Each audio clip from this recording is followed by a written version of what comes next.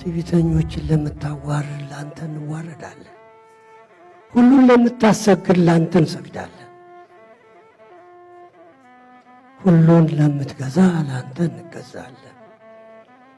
የተሰወረውን የምትገልጥ የተገለጠውን የምትሰውር በውስጥ ያለውን ወደ ውጭ የምታወጣ በውጭ ያለውን ወደ ውስጥ የምታስገባ አምላካችን ሆይ በእውነት የሚለምንሁን በእውነት ስማ